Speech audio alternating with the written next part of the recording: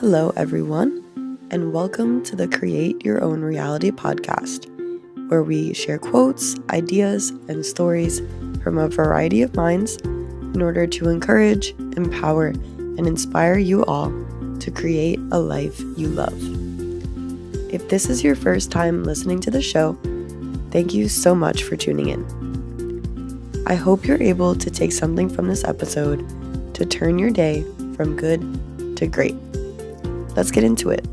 Hello, everybody. Welcome back to the show. Today I am talking to Tova, who is the owner of Reborn Club. So Tova, if you want to give us a little bit more background information about yourself, go ahead. Of course. Well, my name is Tova, and I do own the clothing brand Reborn Club. I started it in February of 2021, so it's just over 4 years old now. It was kind of like a mistake of a business. I started it as like a little side hustle during COVID. I was a personal trainer and I was a manager at a gym beforehand, but because of the pandemic, I lost my job. So I decided to start something up on the side just to like make DIY crafts at home and put a smile on people's faces. And then it actually just ended up doing really well. It took off on social media and I started to find manufacturers to make my stuff. And fast forward 4 years later, I just took an extremely rare and unique opportunity to spread kindness and to reach like a mass amount of people and to like spread my journey and what I stand for, my values around self growth. And I took that and I ran with it, and here I am. And it's like the best thing ever. I can't imagine doing anything else for my job. Like, genuinely, this is exactly what I always dreamed of. I just never knew how to reach it, but I just trusted the universe. I trusted my judgment. And now I own a clothing brand business that I run full time. Well, that's amazing. I mean, it's kind of funny. Actually, I remember I saw that post that you made recently about like the butterfly effect and how you got laid off from your job and just starting Reborn Club. And it was crazy because I was working in like sales and marketing for a while, and was not doing the best at the time. So I was like, maybe this will be like my opportunity to, or I'll have a similar opportunity to be able to grow my own business in terms of that, because that job was taking up a lot of my time. And I did actually recently get laid off from that job a couple weeks ago. So I was like, wow, okay, maybe this, I was like, maybe this will be a similar opportunity to jumpstart all the things I'm trying to do as well. So just really trying to take that opportunity as a blessing in disguise, if you may. And yeah, just trying to run with it from there. Sometimes you're like not ready for it. You kind of get forced into it. Like, I genuinely don't think if I wasn't temporarily laid off from my job, I don't think I would be here. It was a blessing in disguise. I was forced into this. But if it wasn't for that, I mean, I went to school for psychology. I graduated with a degree in psychology and like general arts. I probably would have gone into that field. I would have like continued to manage gyms. I don't think I would have done this. So you never know. You getting laid off, that could be a blessing in disguise. You got to roll with it. Yeah, no, I mean 100%. Like there's just so many things that I've been wanting to do, but like that job just took up so much of my time, so it was kind of hard to like get the ball rolling on anything. So yeah, I've just been taking the time the past couple weeks to just kind of see what I can do. But yeah, I mean, I know you kind of mentioned it already. It was definitely like Reborn Club wasn't something you kind of intended to go into full time. Like, what was your kind of mentality just starting it during COVID? Like, it was just like a side hustle. You really weren't like, you know, what was your mentality in that aspect? Yeah, so originally it was merch for my Instagram account. I had a fitness Instagram that I was running, which was totally on brand with being a personal trainer and all. Hmm.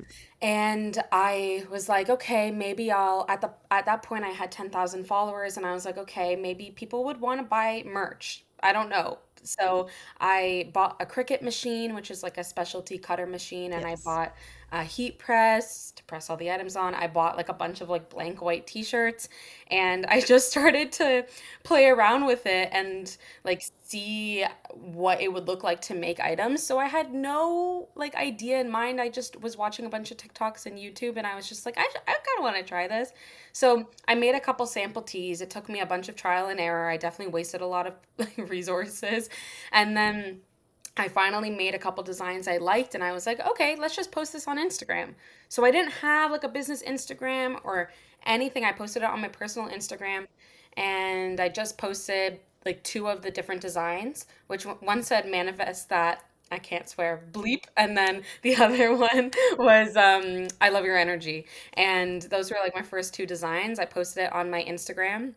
And then I just said, like, I'm gonna do a pre-order. DM me if you're interested. And I got like 20 DMs. And that batch of pre-orders, like those DMs, paid for all the equipment that I bought. And I was so clueless when I started. I actually drove like all across the greater Toronto area dropping off the items. I didn't know how to ship anything. Like I didn't know anything. I drove up to Yeah. 3 hours to drop Oh off my gosh. packages with my mom. Wow. Like I was so new to this. That's why I'm saying like it Hmm. was not something I had just kind of stumbled into it. I didn't have the mentality that this was going to be like a full-blown business, or else I would have started it differently. I would have started with a website. I would have started with a proper Instagram page and TikTok page, but I just started it with everything I had, and I wouldn't change anything. Like I genuinely think that that was the best way it could have happened for me, but once I saw the traffic coming through and the demand, then I was like, okay, I'll make an Instagram, I'll make a website. And then from there, I just was like, okay, let's look at this from an actual business mentality, not just like a crafty hobby mentality. And I think that's what really helped me grow the business. But I'm very grateful to have had even the audience to begin with that were interested in just like my random shenanigans. You know what I mean? Yeah. No, that's awesome. I think that's one of the things that I'm trying to work on a lot myself is just building that audience right now. So it's not something I Yeah. have a lot of at the moment, but I know it's possible to get there. So, Absolutely. Just be yourself, share your ups and downs. And I think like the best thing for me is to have something, like everybody, you can connect with anybody. You know, you have friends and family and hmm, stuff, and you're able to connect with them. So you have that same quality to connect with a stranger too. You can make a friend out of anybody. I think that's just the way I always look at it. Like any stranger is a yeah, stranger until you let them in and you show them that there's that's something true. that you can connect with them about. And then suddenly they're like, you guys are friends. Yeah, no, absolutely. Awesome. So now that, Reborn Club is kind of your full-time job, how has your mentality, of course, like shifted in that aspect? And what is like the big vision you have like for Reborn Club moving forward? That's a good question. I definitely have been struggling with that a lot, like even in this past year, because 4 years Hmm. of business, it's like, what are you doing? I'm now in my late 20s. I'm not that Yeah, close to 30, but eventually I'll be right. 30, and it's like, No, I got you. what am I doing? There's a lot Yeah. of, not that I would trade anything or like not be self-employed, but there's a lot of my friends who have more direction. And the one thing about owning Hmm. a business is there is no, like, there's an upwards and forwards direction, but there's no Yeah. consistency. Like, sometimes you could be making so much and everything could be really good. Sometimes it could be slower. So I've been having a lot of, like, imposter syndrome, I would say, with that because it's hard to predict. Hmm. But I did just move into a warehouse, which means I can have more inventory and, like, have a more professional vibe because before that I was handling all the orders and like my office and everything from home, which Right. made me feel a little bit, for like lack of a better word, like a fraud because I was just like, you're ordering from me and I'm shipping from home and it doesn't feel professional. It still feels like a Hmm. that crafty vibe, even though it completely wasn't. So my first step was in this new year, like basically right when Reborn Club turned 4, I moved to into a warehouse. I now have more products in there, and I'm trying to take the brand to like a little bit more of a simplistic but still cozy loungewear feel. So keeping the same messaging of like mental health, self growth, betterment, like having my spin on it, but just having it to be like a little bit more simple, timeless wear. Um, Ideally, I'd like to hire somebody in the near future to handle marketing or to handle like even packing orders while I'm away. And I think like Yeah. in the very long term, I would love to be in stores. I think that's like where I can see my business Okay. actually growing. My items in a bookstore would be great. That would be like a great way for me to ensure that I have consistent income. So I'm definitely starting to think big now because before it was like, oh, this is so fun. But 4 years, that's a long time to dedicate yourself to a business. So I'm forced to think big. I'm forced to put down like not just like, oh, a couple $100 deposits into things. Like it's like thousands and thousands, tens of thousands. Like it's it's not on a small scale anymore. So I've really had to adapt like that business owner mentality, which is rare and like new to me because I never had that before. Gotcha. Yeah, I mean, that's amazing though. Like that is a great, again, as you mentioned before, is like a great opportunity that you kind of just never really anticipated, but it grew into something that, is kind of where you're at right now, and that's incredible. So I guess like the other thing, like how did you kind of decide like what niche you really wanted to kind of move into?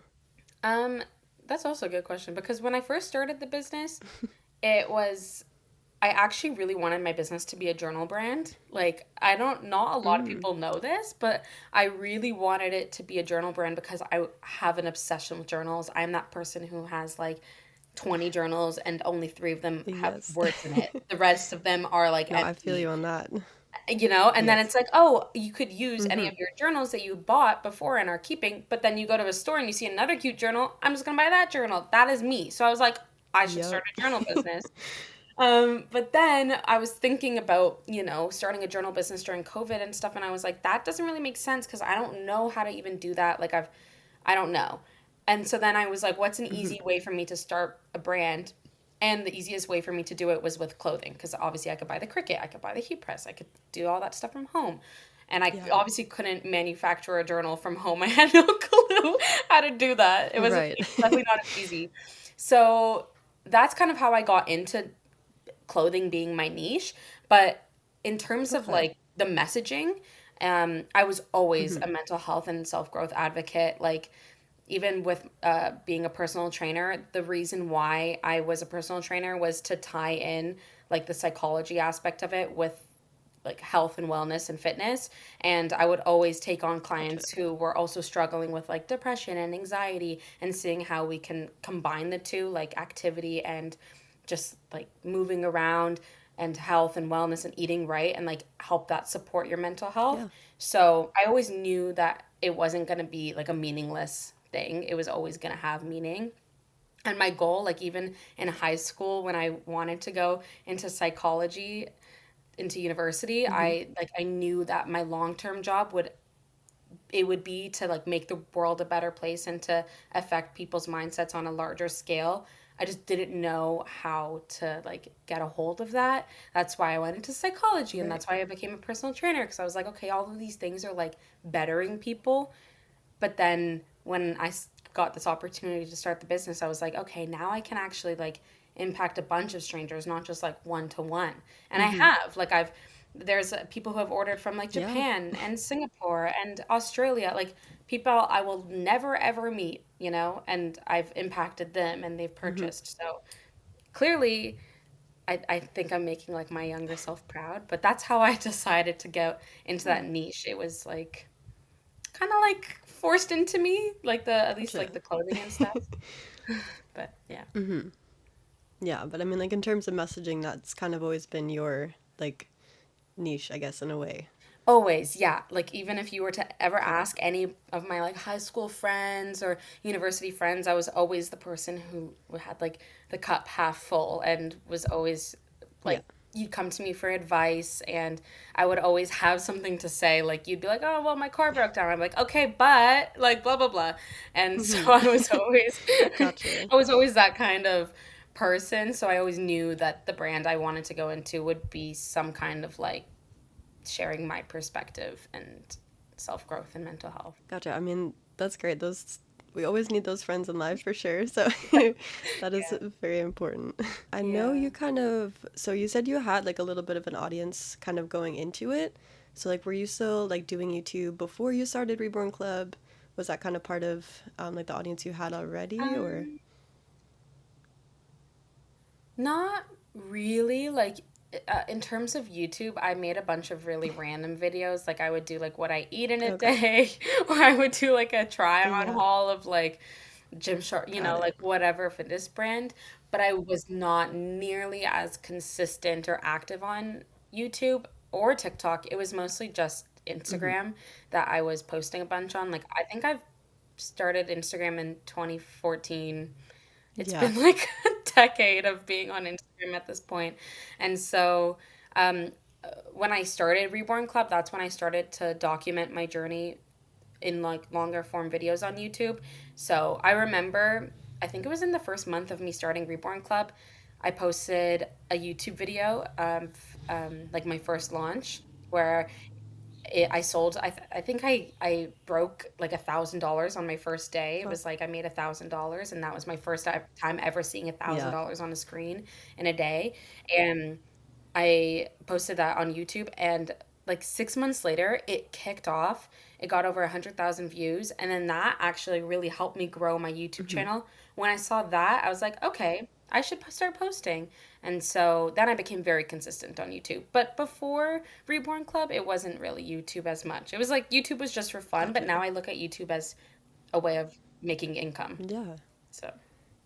Cool. So, I mean, when it comes to like the content that you post, I guess mostly on YouTube, do you kind of like have your stuff like planned out weeks in advance, or is it more just kind of like day to day, just kind of going with the flow in terms of things that you're filming? So for YouTube, it's definitely in advance. I'll usually like look at my month at a glance, and I try to post once a Hmm. week. And so I'll just be like, okay, I usually work around my launches for my brand. So if I know I'm launching like in 2 weeks from now, then I know that like this week will be prepping for Right. launch. The next week will be like prepping the inventory for launch. Then the third week will be like a launch day vlog. So I'll look at a month at a glance and like organize it like that. So for YouTube, I definitely have to be organized, especially now I have a bunch of sponsors and videos, Okay. and those require like 5 days prior to send it in for approval. So I can't be on Yeah. the fly with it at all, which can be kind of like taxing and exhausting for sure to not be like posting on YouTube as a like Hmm. for fun, you know, Right. for fun, for like just to be Hmm. chill. It's like a job. Gotcha. So I definitely it adds on a little bit of pressure, but on also other social media platforms like on TikTok, I just kind of post whenever I want and whatever. Like if I get an order that day, I'm like, okay, like let's just film the order. I don't really plan it Yeah. out at Okay. all. But YouTube is way more structured. Gotcha. So that's like, I guess, the most kind of structured one out of like Instagram, TikTok, things like that. Yeah, definitely. That one is definitely the most structured and the most time consuming. Yeah, I mean, that makes sense. Long form content's definitely a little bit more time consuming than, just just either like photos on Instagram or short little videos for sure. Yeah, absolutely. Especially when I know that there's people like it's, 20-minute long video and I know that there's people who are watching. I'm like, okay, there's pressure. It's not like you're not just watching for like Yeah. 10 seconds, you're watching for 20 minutes of your life. Like I let me make it entertaining for you. Yeah, no, that's, I mean, your videos are great, so I will say that. Thank So you do a you. great job. That's so sweet. Thank you. Of course. Yeah. I mean, when it comes to like short form content though, like do you always have kind of like separate ideas for those, or do you take like some of the long form content you already have and just kind of, cut it down? Like how do you kind of go about that? So for short form videos, I'll always make separate content. I kind of keep it separate. Like for YouTube, that's its own content. If anybody wants to see like me like learning guitar and me going to Yeah. events and like me making breakfast and me running my business, that's all on YouTube. I won't really show that stuff on Instagram. The only times that things overlap is like Instagram and TikTok. I'll typically just take the same clips and either I'll tweak them slightly or I'll post the Hmm. same video on Instagram and TikTok. I do Gotcha. notice that I have like a very similar following on both though. So like if I post something on TikTok, Yeah. odds are that people on Instagram probably already saw it on TikTok. So Okay. I try to like tweak it a little bit, but for the most part, it stays the same on there. But it definitely is not the same as on Instagram. And I also edit things differently on for short form video content. I edit on my phone mostly because I take all the content on my phone, so I'll edit on CapCut. But then for YouTube, Hmm. I take all the video content on my camera, and then I edit it on my laptop on Final Cut Pro. So those are like the differences, and I just don't really combine the two. Gotcha. No, that makes sense. That makes sense. Yeah. That's good to know. I mean, what were like some of the main things you focused on like in the beginning of your business to kind of like help jumpstart things a little bit? I think I just like wanted to get my story out there as much as possible. And when I first started my business, it was all about like me starting the business. If you were to like ever scroll back to like my very first TikToks or first Instagram videos, a lot of it Hmm. was me showing how I was running the business and how I was starting it. It was like how I make my tags, how I heat press on designs and stuff. And I think a lot of people, like, there were two types of watchers. One, which were Yeah. like people who also wanted to start a business and were intrigued, and Hmm. they're like, let me follow along Tova or Reborn Club or whatever to see Yeah. how her business grows and for more tips. And then the other kind of watcher was like, oh my God, I know this girl. That's so crazy. Like, let's watch her grow Right. this business. How inspiring. I like the messages she puts on. So, either way, I feel like I had stuff for like both audiences and people could benefit from the content, either like to gain inspiration or to gain education or whatever, you know? Um, so yeah, that was pretty much how my content was from the get go. I hope I answered that question. Okay. Kind of blanked out. Yeah, no, for sure. That's good. So, I mean, like, content's kind of always been like a big part of just kind of like your growth Oh and my things like gosh, that, yeah. contributing to the business. Yeah, absolutely. Like I cannot remember the last time I like wasn't thinking about content. Like I said, I'm pretty sure I started Yeah. Instagram in 2014. And when I Hmm. started Instagram, it's not like I started like my fitness page right then and there, but I did start posting on Instagram there. And then I think my fitness Instagram kind of took off. I would say maybe it was like 2018 or 2017. That's when I started the fitness Instagram, and that's when I became a personal trainer when I was 18 years old. And then right when I became a Gotcha. personal trainer, that's when I started to post fitness content. And then Hmm. I constantly tried to grow from there. And every trend that came, every new feature on Instagram, like when Reels came out, oh my gosh, to like look back at my first reel is crazy, but like I hopped on all of those. So I Hmm. I was like through and through, I think I was born to make content. But even when I was a kid, I would like go back on my Yeah. parents' Facebook and stuff, and they have videos of me like doing music videos to random songs and stuff, That's and I would awesome. always just set up the camera and do a thing, and I Hmm. would always be in charge of like editing family vacations. So I think I was born for editing and content. I yeah. It's Yeah. always been part of my life, even as a kid, and definitely now. And I think in the future too, like when I think about my long Hmm. term plan, whether it's with Reborn Club or like my own personal branding, like I think content and creating content, editing content, managing content, I think that's always going to be in the cards for me. Gotcha. No, I mean that's great. Like that's a cool thing to be able to recognize, like especially, something that that you were kind of doing a lot as a kid as well.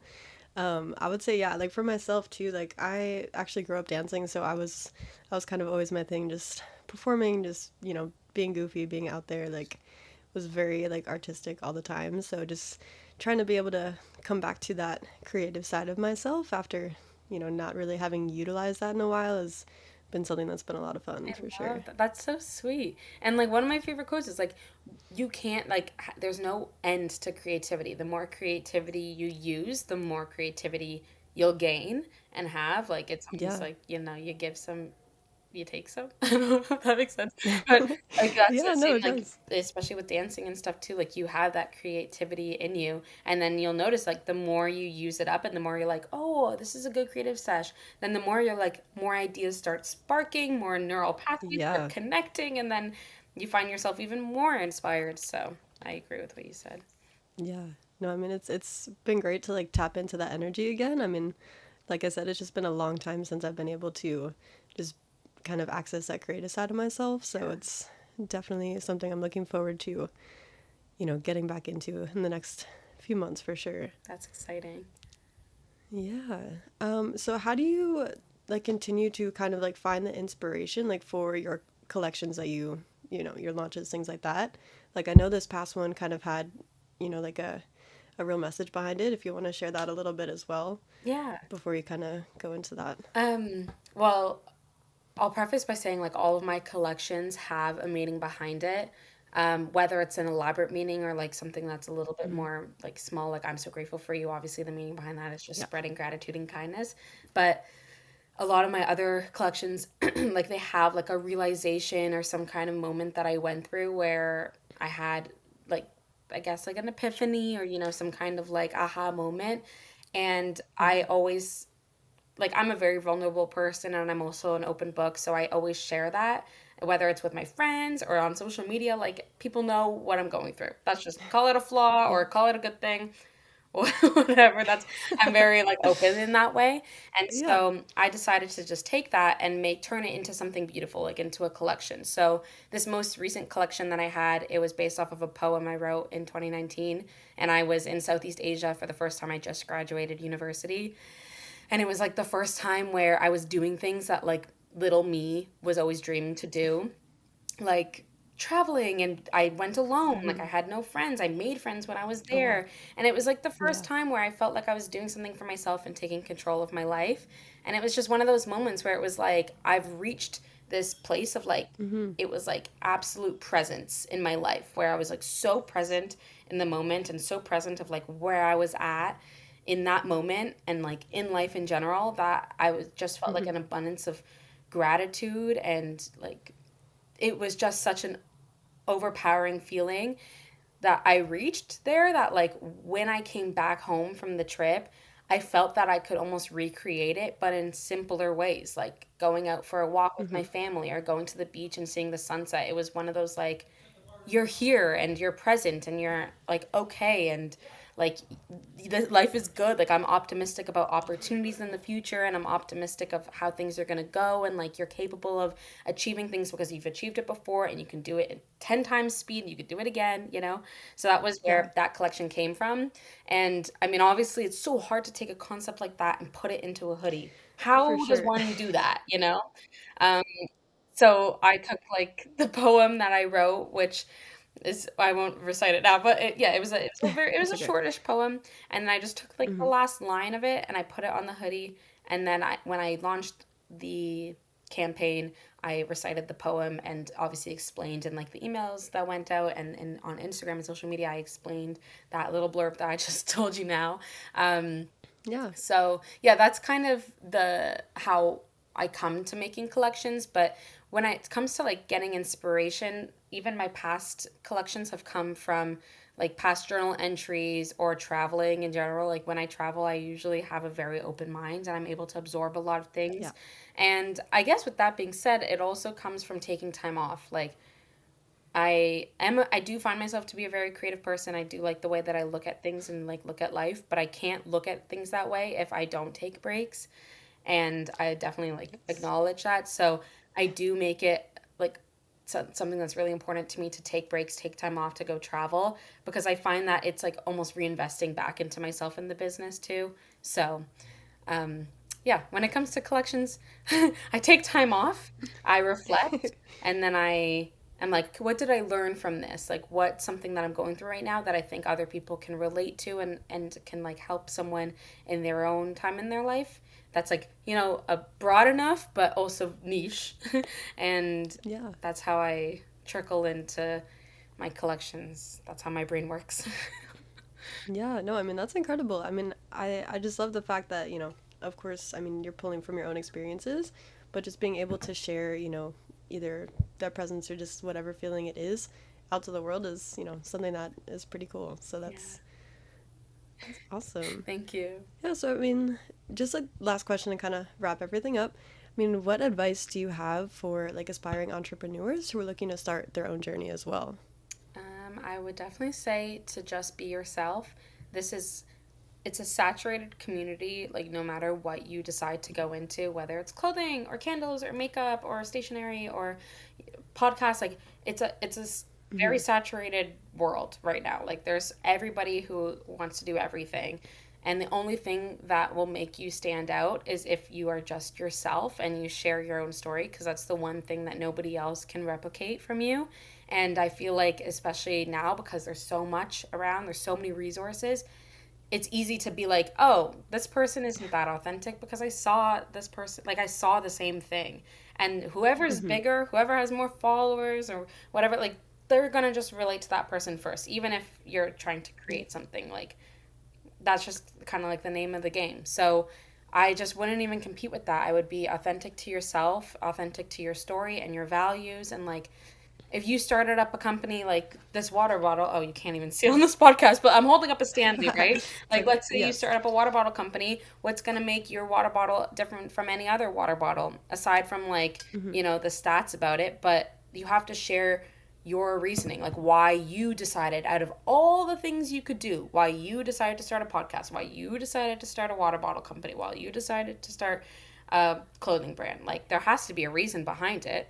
And when you are passionate about something, it shows through. It will shine right through, and you'll notice when it Yeah. shines right through. Like, you'll be able to feel it. So, I would say to stay true to yourself, share your story, share your meaning, like share your ups and downs. If you're not like a very open person like me, try to like just get a little bit of vulnerability out there, because when someone can relate like on an emotional level with you, I always find that it's way more successful than like any kind of superficial level. Like, I think that a lot of people can relate to Reborn Club because it's such an emotional brand. When you see Hmm. the products and you see the marketing, there's emotion and like feelings attached to it. It's not just like a material thing. So Yeah. get to that like emotional level, share your vulnerability, share your journey, share your story, and just be yourself. I know it sounds so cliche, but like genuinely it's true. Yeah. Yeah, and No, keep that's pushing good. forward. You never know when your next break might be. Like, you never know if your next video is gonna kick off, and that's gonna be the one that sets you, you know, skyrockets you into Right. success. So keep moving forward. For sure. Awesome. Well, thank you so much, Tova, for Oh, taking the time to talk to me today. yeah. Yay. Really appreciate that. You're welcome. It was a pleasure being on here. Thank you so much for listening. If you like this content, please be sure to share it with your friends or leave a review. Comment down below to share your takeaways with others or just to say hi. Stay tuned for any updates, and until next time, stay motivated, be inspired, and don't forget to encourage others.